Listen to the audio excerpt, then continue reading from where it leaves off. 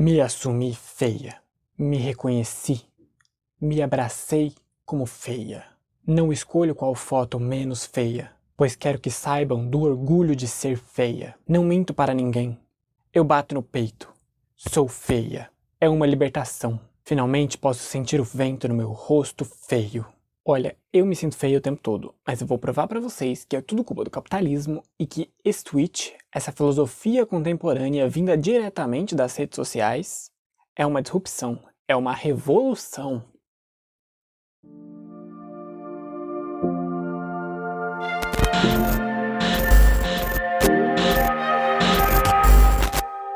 Frequentemente, eu tenho a percepção de mim mesmo como uma pessoa feia. Pessoalmente, acho que isso tem a ver com o fato de eu não me sentir nem masculino o suficiente, nem feminino o suficiente para performar seja lá qual gênero eu seja. E sei, isso aqui às vezes pode soar meio gênero fluido. Aliás, falando em gênero, as questões que eu vou abordar aqui não são necessariamente para um grupo social que sente disforia em relação à sua performance de gênero, tá bem? Só para deixar esse aviso aqui, esse pequeno adendo. Apesar de que algumas questões que a gente vai abordar aqui até tem a ver com isso, mas não necessariamente, tá bom? Voltando. Frequentemente me sinto feia. E para tanto, penso muitas vezes em usar procedimentos e serviços que vão me tornar o meu padrão de beleza ideal que eu tenho na minha cabeça. Então, para ficar mais masculino, a gente começa com os clássicos de fazer uma musculação, usar um minoxidil para crescer uns pelos, porque isso aqui que eu tenho a gente não pode chamar de bigode, né? Usar um hormônio para crescimento, uma testosterona para ficar com uma voz mais grave, ou mesmo tatuar minha cara toda com tatuagem. Tatuar com outra coisa ia ser difícil. Ou mesmo os piercings que eu uso na minha cara, para deixar um pouquinho com um ar de maldade, um pouquinho mais viril. Mas eu também gosto do meu lado feminino. Eu gosto da minha cintura ser fina, às vezes eu acho muito legal como a minha voz alcança alguns agudos esquisitos. Eu adoro usar as roupas da minha avó, então veja, eu tô flertando com gênero idosa, lésbica idosa futurista. Tá aí meu gênero. E para performar essa feminilidade, às vezes eu quero que o meu corpo fique mais delicado. Fazer uma depilação a laser e tirar todos os pelos para deixar a pele bem lisinha. Usar uns hormônios femininos para ficar com a cintura ainda mais fina e com a voz ainda mais aguda. Entre outras coisas. No final, eu não sei qual gênero eu quero performar, não sei se quero performar gênero, porque tudo isso serviria para me colocar num ideal de beleza. E é um ideal que eu não sei se está de dentro da minha cabeça, se ele é de fora, se é das duas coisas juntas, ou se nenhuma das duas. E aí por isso quis trazer esse questionamento aqui hoje. Aquilo que a gente quer performar enquanto belo, a forma como a gente quer ficar mais confortável pra gente mesmo dentro do nosso corpo, porque também tem isso, ela é um desejo de dentro, ela é uma necessidade interior sua, ou ela vem de fora, uma pressão que não é da gente. Dá pra gente fazer essa divisão do que é de fora e do que é de dentro? Enfim, não sei. Então eu decidi trazer alguns conceitos que sempre estão na minha cabeça quando esse assunto me vem à mente. E aqui a gente vai fazer uma dança sociológica, pessoal, que eu não sei nem como é que a gente vai chamar isso, mas é assim que a minha cabeça funciona. Então fica aqui o exercício já para vocês verem como é que aqui tá matutando. Só pra gente deixar o adendo bem feito antes da gente começar a dar um surto aqui, é bom lembrar que isso aqui não se trata especificamente sobre questões de gênero, e também a gente não vai fazer uma discussão sobre a estética do que é beleza e do que não é. Porque afinal de contas já tem uma longa discussão sobre isso do pessoal das artes visuais, então o pessoal que trabalha com escultura, arquitetura e pintura, essas coisas já tem uma longa discussão sobre isso, porque isso tem a ver com o que decreta o que é arte e o que não é em um dado momento da história, e não é bem aí que nós vamos entrar, tá bom? Apesar da gente poder traçar alguns paralelos em algumas vezes aqui. Acho que o Adorno faz essa discussão em algum lugar e a discussão é no mínimo questionável. Adorno, marxista inclusive, que é onde a gente vai começar essa conversa. O primeiro conceito que eu tenho que trazer aqui, que é o que me vem à mente quando eu tô pensando nessas questões sobre feiura e beleza, é o de alienação. Mas o que tem a ver? Não sei, vamos ver aqui. Pro tio Marx, quando ele estava olhando a gente entrando no capitalismo, ele viu que acontecia algumas coisas em relação às pessoas, e aí ele chamou isso de alienação. Que muitos teóricos vão dizer que é a separação do homem e de sua essência natural do que é homem, ou do ser humano. Vamos usar ser humano aqui porque fica melhor, né? Essa cisão do homem com ele mesmo resulta em sentimentos de desamparo, desapontamento, impotência e coisas do gênero. Mas que separação do homem em relação a ele mesmo é essa? O que me ajudou muito foram exemplos. Então vamos aqui pegar um exemplo da produção de uma canequinha. E aí já vou ressaltar nesse exemplo os 4 aspectos da alienação que o tio Marquinhos falou 200 anos atrás. O comércio já existe tem um bom tempo. E ele é de antes do capitalismo, só para deixar isso claro. Então as pessoas já faziam coisas e vendiam elas antes do capitalismo. A crítica que o Tito Marx vai fazer é a forma como o novo sistema vai fazer com que esse comércio opere. E aí nós vamos começar a entrar aqui. Então imaginemos o exemplo de uma canequinha. Nas trocas comerciais antes do capitalismo, um artesão faria sua canequinha a partir de argila, de cerâmica ou qualquer coisa assim, e ele participava do processo inteiro dela. Então ele transformava a argila, a cerâmica ou vidro, que seja, na caneca. Então ele se via na caneca, via o trabalho que ele fazia em cima dessa caneca e vendia ela. Sabendo ele do trabalho que ele tinha gasto e da quantidade de material que ele tinha coletado na natureza, ele fazia uma troca que era justa aos próprios olhos, dado que ele se enxergava no trabalho e no produto que ele estava fazendo. E aqui a gente já tem dois aspectos que começam a mudar quando a gente está entrando no capitalismo. Então o primeiro aspecto da alienação que a gente pode observar aqui é a alienação do trabalho. Quando a gente começa a entrar no capitalismo, essas canequinhas deixam de ser feitas por uma pessoa só. A gente tem um sistema fordista, por exemplo, que vai entrar e vai colocar a gente numa dinâmica que uma pessoa vai fazer a alça, outra pessoa vai fazer a base da caneca, outra pessoa vai fazer o envoltório, uma quarta pessoa ainda vai juntar, uma outra pessoa ainda vai fazer um marketing em cima da caneca, outra pessoa vai tratar propriamente da venda e assim por diante. Com isso, as pessoas deixam de se ver na caneca. E elas deixam de se ver no próprio trabalho. Porque, afinal de contas, não é uma única pessoa agora que está indo lá na natureza, transformando o material, transformando a natureza em alguma coisa que vai ser útil para alguém em algum momento. Para o Tito Marx, transformar a natureza é o que é trabalho. E aí, o primeiro aspecto, então, da alienação no trabalho é justamente quando as pessoas deixam de se ver em cima desse processo de transformação.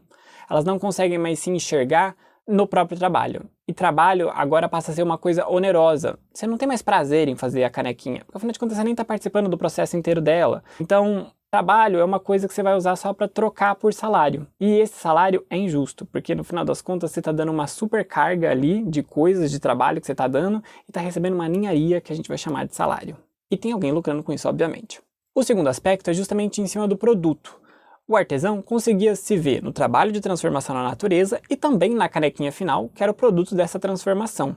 Agora, já que as canequinhas não estão sendo mais feitas por uma pessoa só, ninguém mais se vê na caneca. A pessoa não consegue se ver naquela alça, porque afinal de contas a alça sozinha não é a caneca, logo ela não é útil igual a caneca. Então a pessoa não se vê na caneca.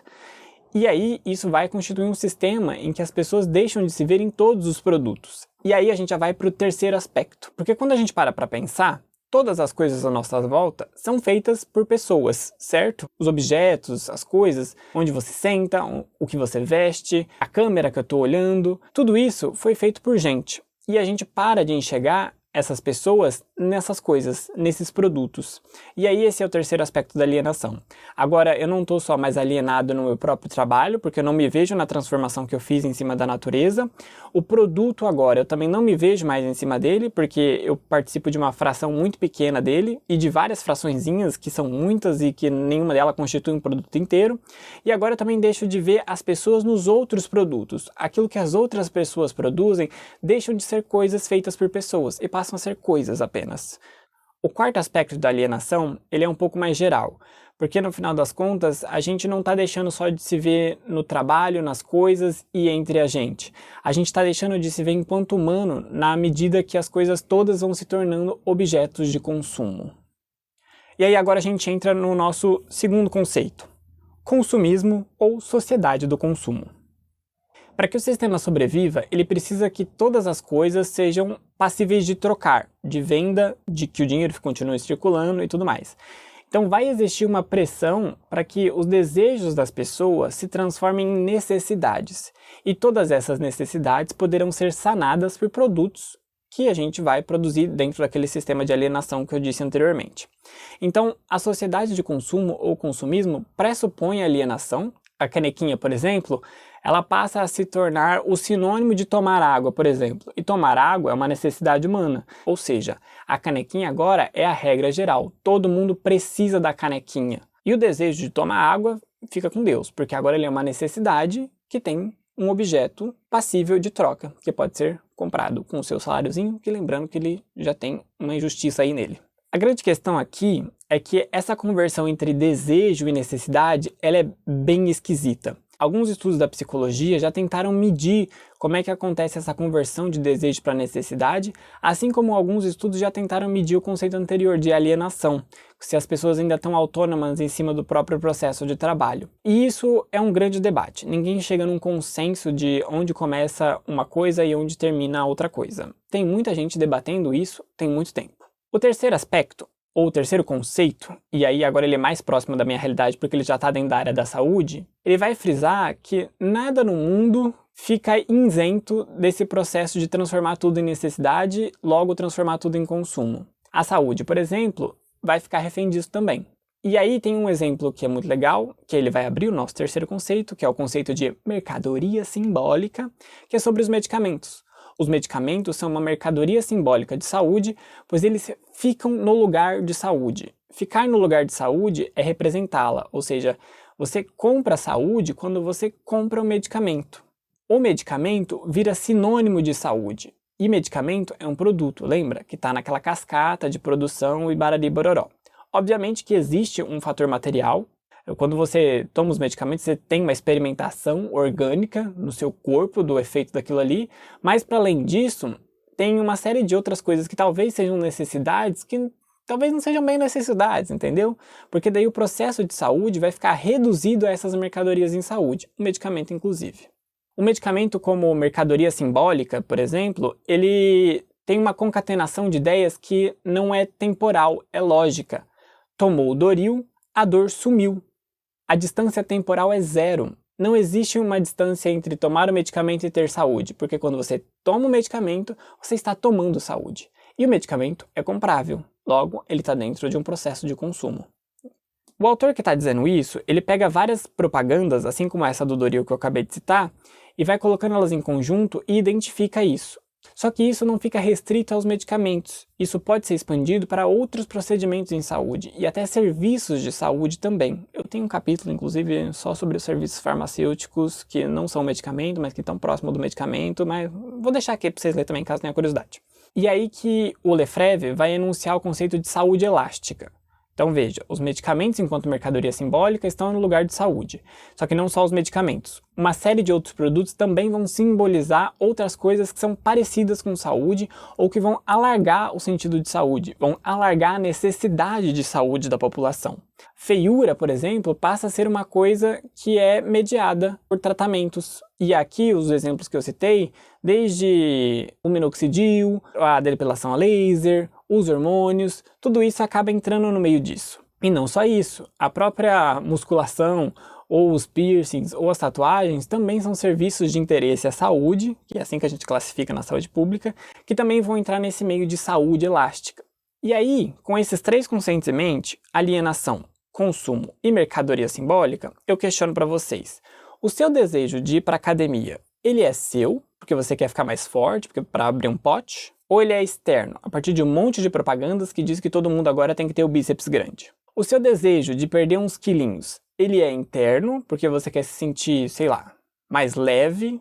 Ou é porque o mundo à sua volta falou que ser gordo é feio e não é saudável? Você quer usar as roupas da sua avó porque um grupo social diz que aquilo é legal? Ou é porque você se sente bem naquelas roupas? Obviamente que não tem uma resposta certa, tá? Para nenhuma dessas questões. Mas eu acho que se questionar é um ponto importante. Porque lembra que eu falei que é revolucionário ser feia? Talvez exista uma quebra que a gente já possa fazer nesse sistema de alienação, consumo e mercadorias.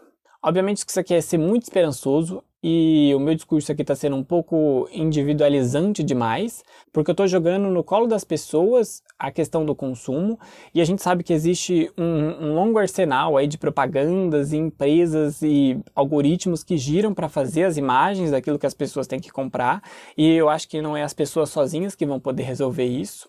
Ao mesmo tempo, eu não sei se a gente só permitir que todos os nossos desejos e necessidades vão se misturando e a gente vai aceitando isso é a solução mais viável também. Se é que a gente precisa de uma solução para isso, né?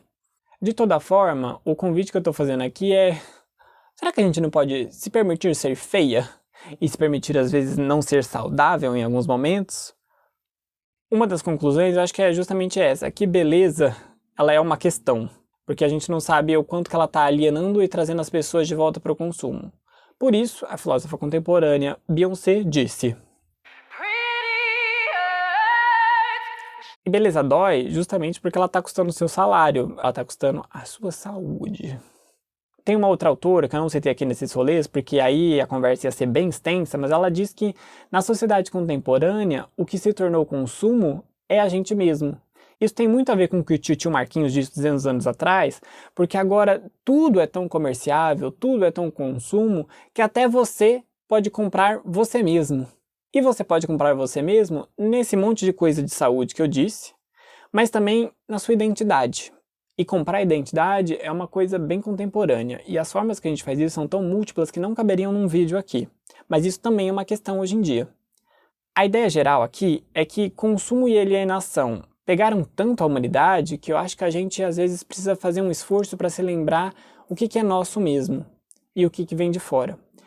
Aqui também tem uma outra discussão, tá? Tem gente tipo Bourdieu que vai dizer que essa divisão do que é coletivo e do que é individual não existe porque as duas coisas se retroalimentam o tempo todo. E talvez aqui a questão que eu estou propondo nem seja tão válida assim.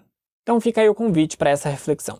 Se você achou que algo do que eu disse faz sentido, deixa aqui embaixo nos comentários, ou compartilhe isso aqui com alguém. Se você achou que isso aqui não fez sentido, deixa aqui embaixo também. Caso você queira essa discussão aqui em doses mais homeopáticas, eu vou deixar minhas redes sociais aqui também. Também vocês podem me xingar lá, fiquem à vontade. E é isso. Eu ainda tenho que arranjar uma saudação para esse canal. Eu tenho uma na cabeça, mas eu não fiz até agora. Mas a despedida eu tenho. Então, beijo, Dedé ama.